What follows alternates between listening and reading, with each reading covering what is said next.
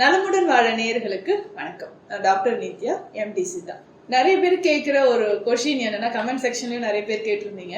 காலையில எந்திரிச்ச உடனே வெறும் வயிற்றுல என்ன உணவு எடுத்துக்கலாம், இல்ல நீராகாரம் மாதிரி நம்ம எடுக்கிறோம் அப்படின்னா என்ன எடுக்கலாம், இல்ல டீ குடிக்கிறோம் அப்படின்னா என்ன டீ குடிக்கலாம், எந்தெந்த நோய் நிலையில இருக்கிறவங்க எந்த மாதிரியான ஒரு ஆகாரம் காலையில வெறும் வயிற்றுல என்ன எடுக்கலாம் அப்படின்ட்டு நிறைய பேர் இதை கேட்டிருந்தீங்க. சோ இதற்கு விடையளிக்க கூடியதா இந்த வீடியோ இருக்கும். அதற்கு முன்னாடி நலமுடன் வாழ யூடியூப் சேனலை சப்ஸ்கிரைப் பண்ணுங்க. பிரேக்ஃபாஸ்ட் அப்படின்றது காலையில நம்ம எந்திரிச்ச உடனே நைட் நம்ம சாப்பிட்டுருப்போம். ஒரு 10 to 12 ஹவர்ஸ்க்கு அப்புறம் காலையில உணவு எடுத்து அந்த ஃபாஸ்டிங்க பிரேக் பண்றதுதான் பிரேக்ஃபாஸ்ட் அப்படின்னு சொல்றோம். உணவு ஃபர்ஸ்ட் நம்ம என்ன எடுக்கிறோமோ அதுதான் முதல் உணவு. அது நீர் சார்ந்த உணவோ இல்ல தேநீர் மாதிரியான வகையா இருந்தாலும் சரி, கஞ்சி மாதிரி வகையா இருந்தாலும் சரி, அது எந்தெந்த வயதில் இருக்கிறவங்க எந்த மாதிரியான உணவு ஆகாரம் எடுக்கணும் அப்படின்றதுதான் முக்கியமானது. நிறைய பேர் கேட்பாங்க, காலையில எந்திரிச்சுன்னா எம்டி ஸ்டமக்ல நான் தண்ணீர் 2 லிட்டர் 1 லிட்டர் அளவு குடிக்கிறேன், குடிக்கலாமா அப்படின்னு. காலையில எந்திரிச்சு தண்ணீர் குடிக்கலாம். அது கொஞ்சம் லைட்டா வெது வெதுப்பான தண்ணீரா இருந்தா ரொம்ப சிறப்பு. அது 2 லிட்டர் அளவு குடிக்கணும் அப்படின்றதெல்லாம் அவசியம் கிடையாது.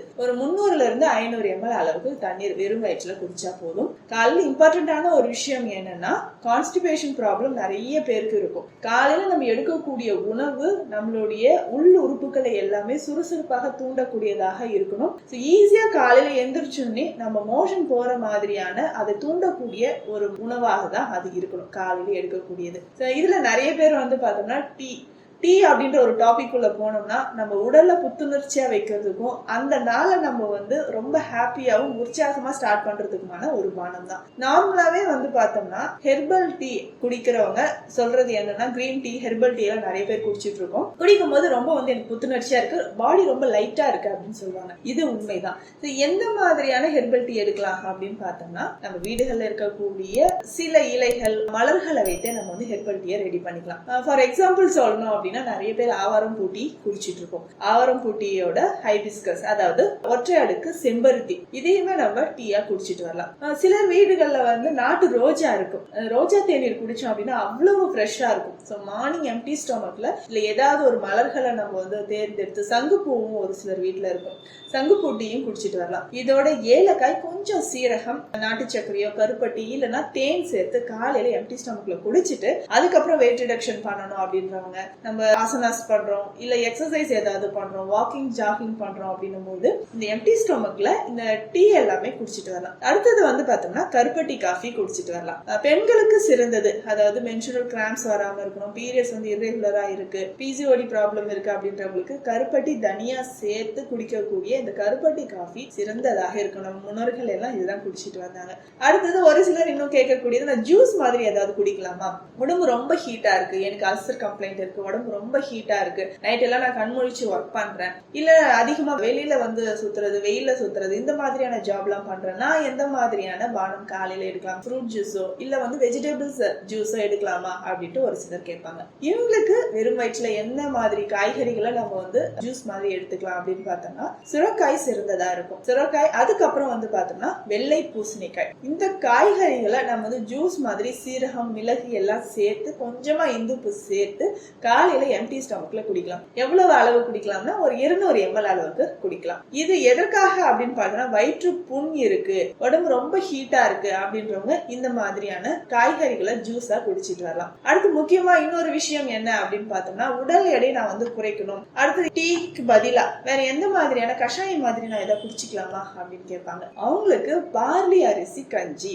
இது ரொம்ப ரொம்ப சிறந்ததா இருக்கும். உடல்ல இருக்கக்கூடிய கொலஸ்ட்ராலை குறைக்கிறதுக்கு மட்டும் இல்லாம உடல் கை கால் வீக்கம் இருக்கும், ஒரு சிலருக்கு கிட்னி ப்ராப்ளம் இருக்கு அப்படின்றவங்களும் இந்த பார்லி அரிசி கஞ்சியை குடிச்சிட்டு வரலாம். இதையும் தாண்டி உடல் ரொம்ப சூடா இருக்கு, கண்கள் அதிகமா எரிச்சல் இருக்கு, வயிற்றுல அடிக்கடி பிரச்சனை வருதுன்னு ஒரு சிலருக்கு IBS அப்படின்னு சொல்லக்கூடிய இரிட்டபிள் பவல் சிண்ட்ரோம் அப்படின்னு சொல்றோம், சாப்பிட்டோடனே மோஷன் போற மாதிரியான ஒரு கண்டிஷன். இவங்க நீராகாரம் குடிக்கலாம். நீராகாரம் குடிச்சிட்டு வந்தோம் அப்படின்னா உடலுக்கு அவ்வளவு புத்துணர்ச்சியா இருக்கும். உடல்ல நம்ம இன்டெஸ்டைன்ல குடல் பகுதியில இருக்கக்கூடிய புண்களையும் ஆற்றும். இதுக்கு பார்த்தோம்னா சித்தர்கள் அழகாக சொல்லுவாங்க, வாதம் பித்தம் கபம் இது மூன்றையுமே போக்கக்கூடிய ஆற்றல் நம்ம சோற்று நீர் ஆகாரத்திற்கு இருக்கு. இன்னும் அடுத்த ஒரு சிலர் பார்த்தோம்னா பழங்கள் ஏதாவது சாப்பிடலாமா அப்படின்னு கேட்பாங்க. முக்கியமா அதிகமா காலையில நம்ம எடுக்கக்கூடிய அந்த பழமானது முதல் உணவு நமக்கு அதிகமான எனர்ஜி தரக்கூடியதா இருக்கணும் இல்லைங்களா? சோ இதற்கு பார்த்தோம்னா பப்பாளி பழம் சிறந்தது. பப்பாளினாவே நிறைய பேர் வேண்டாம் அப்படிதான் சொல்லுவாங்க. ஏன்னா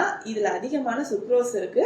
நீரிழிவு நோயாளிகளுக்கும் இது சிறந்ததாக இருக்கும். காலையில வெறும் வயிற்றுல பார்த்தோம்னா பப்பாளி சாப்பிடலாம். இன்னும் ஒரு சிலர் வாழைப்பழம் சாப்பிடலாமா அப்படின்னு கேட்பாங்க. வாழைப்பழமும் சாப்பிடலாம். இது செவ்வாழை இல்ல கற்பூர வாழை, பேயன் வாழை இந்த மாதிரியான வாழை வகைகள் இருந்துச்சுன்னா சிறந்ததாக இருக்கும். காலையில எந்திரிச்சுன்னா எம்டி ஸ்டொமக்ல டீ குடிக்கிறேன், காஃபி குடிக்கிறேன் அப்படின்னு சொல்லிட்டு நம்ம குடிக்கும் போதுதான் உள்ள வயிற்று பகுதியில நாளடைவில் பாத்தீங்கன்னா கண்டிப்பா அல்சர் வர்றதுக்கு, வயிற்று பகுதியில குடல் பகுதியில புற்றுநோய் கேன்சர் வருவதற்கும் ஒரு வாய்ப்பாக இருக்கு. காலையில நம்ம எடுக்கக்கூடிய உணவானது நம்ம உடலையும் சரி மனதையும் சரி புத்துணர்ச்சியா இருக்கிறதுக்கு உறுதுணையாக இருக்கணும். வயிற்று பகுதியில புண் இருக்கு, அடுத்ததா மூட்டுகளில் வலி இருக்கு அப்படின்றவங்க தேங்காய் பால் குடிக்கலாம். அமிர்தத்துக்கு ஒப்பானது தேங்காய் அப்படின்னு சொல்லுவாங்க. தேங்காய் பால் குடிக்கலாம். இல்ல தேங்காய் பால் என்னால குடிக்க முடியல அப்படின்னும் போது சுத்தமான தேங்காய் எண்ணெயை ஒரு 5 ml அளவுக்கு மார்னிங் காலையில எம்டி ஸ்டொமக்ல குடிச்சிட்டு வரலாம். அதே மாதிரி தோல் சார்ந்த பிரச்சனை இருக்கு அப்படின்றவங்களும் தேங்காய் எண்ணெயை குடிக்கலாம். மூட்டுக்கல்ல வலி இருக்கு, நடக்கும் போது டிக் டிக்னு சவுண்ட் வருது, மூட்டுக்கல்ல எல்லாம் வலி வருது அப்படின்றவங்க எள்ளு எண்ணெய், நல்லெண்ணெய் அல்லது பசு நெய்யை குடிச்சிட்டு வரலாம். பசு நெய்யை எந்த அளவுக்கு பசு நெய்யை உருக்கி ஒரு 10 ml அளவுக்கு காலையில எம்டி ஸ்டொமக்ல குடிக்கலாம். சோ கொலஸ்ட்ரால் பிபி இல்லாமல் இருக்கிறவங்க இந்த பசு நெய்யை குடிச்சிட்டு வரும்போது மூட்டுகளில் இருக்கக்கூடிய வலியும் குறையும். சோ வயிற்று பகுதியில் ஏதாவது புண்கள் இருக்கு அப்படின்னும் பொழுது அதுவும் குறையும். அடுத்தது முளைக்கட்டிய பயிறு வகைகள் சிறந்ததாக இருக்கும். பச்சை பயிறு, அடுத்தது கேழ்வரகு, ராகி முளைக்கட்டி சாப்பிடுறது நிறைய பேர் சாப்பிட்டுட்டு இருப்பாங்க. ஏன்னா அதிகமான இரும்பு சத்து இருக்கு, ஆன்டி ஆக்சிடென்ட்ஸ் இதுல அதிகமா இருக்கு. ஒரு சிலருக்கு பாத்தீங்கன்னா தசைகள்ல வலி இருக்கும், தசைகள் சூம்பி போற மாதிரியான ஒரு பிரச்சனை இருக்குது, தளர்வு இருக்கு அப்படின்னும் பொழுது கருப்பு உளுந்து, முளைக்கட்டிய கருப்பு உளுந்து எடுத்துக்கலாம். காலையில வெறும் வயிற்றுல பெண்கள் என்ன சாப்பிடலாம்? பிசிஓடி பிரச்சனை இருக்கு, மாதவிடாய் பிரச்சனை இருக்கு அப்படின்றவங்க முளைக்கட்டிய கருப்பு எள்ளு இதை ஒரு ஸ்பூன் அளவுக்கு சாப்பிடலாம். பொதுவாக ஆண்கள் பெண்கள் யாரா இருந்தாலும் முளைக்கட்டிய வெந்தயம் எடுத்துக்கலாம். வெந்தயம் ஊற வைத்த தண்ணீர் காலையில எம்டி ஸ்டொமக்ல குடிச்சிட்டு வரலாம். இந்த மாதிரியான இயற்கையோடு நம்ம இணைந்து வாழ்ந்தோம் அப்படின்னா வயிற்று பகுதியில வரக்கூடிய பிரச்சனைகள் இது எல்லாமே குணமாகும். வெறும் வயிற்றுல நம்ம என்ன சாப்பிடலாம் அப்படின்றதுக்கான விளக்கத்தை இந்த வீடியோல கொடுத்திருக்கேன். இந்த வீடியோ உங்களுக்கு பயனுள்ளதா இருக்கும்னு நினைக்கிறேன். மீண்டும் அடுத்த பதிவில் சந்திக்கலாம். நன்றி.